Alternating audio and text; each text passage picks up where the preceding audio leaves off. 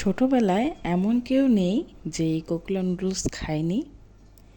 বিকেলের নাস্তা হোক বা টিফিন, মারা সবসময় এভাবে সিম্পলভাবে আলু দিয়ে কোকুলা নুডলস তৈরি করে দিত, যার স্বাদ এখনও ভোলা যায় না। তো চলুন আজকে আমি একটু সিম্পলি রেসিপি শেয়ার করি। প্রথমে আমি এখানে দুটি নুডলস সিদ্ধ করে নিলাম। তারপর একে একে তেল পেঁয়াজ ভেজে এর মধ্যে সিদ্ধ আলু একটু হালকা ভেজে নিব।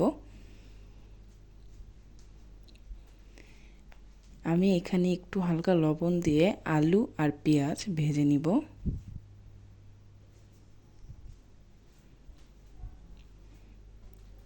ভাজা হয়ে আসলে এখানে আমি একটি পাত্রে দুটি ডিম নিয়ে একটু গোলমরিচ আর একটু লবণ দিয়ে ফেটিয়ে নিব এবং দিয়ে দিব। তারপর ভালোভাবে মিক্স করে নিব। মিক্স হয়ে গেলে এর মধ্যে আগে থেকে সিদ্ধ করা নুডলসটা দিয়ে দিব এবং ভালোভাবে ডিম আলু নুডলস ভালোভাবে মিক্স করব। এখানে আমি 2 চামচ সস, তারপর 1.5 চামচের মতো সয়া সস ও 1 চামচের মতন ফিশ সস ইউজ করছি। ভালোভাবে মিক্স করে এটি নুডলসের উপর ছেড়ে দিব। তারপর এখানে আগে থেকে কুচি করা কাঁচামরিচ দিয়ে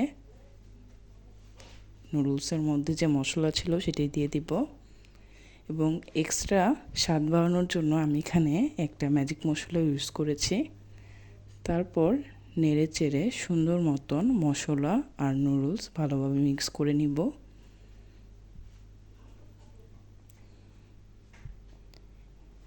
দেখুন কত সুন্দরভাবে মিক্স হয়েছে। তারপর পরিবেশন করব। সেই আগের দিনের কথাই মনে পড়ে গেল। মা খুব আদর করে এই নুডলস বানিয়ে নিত।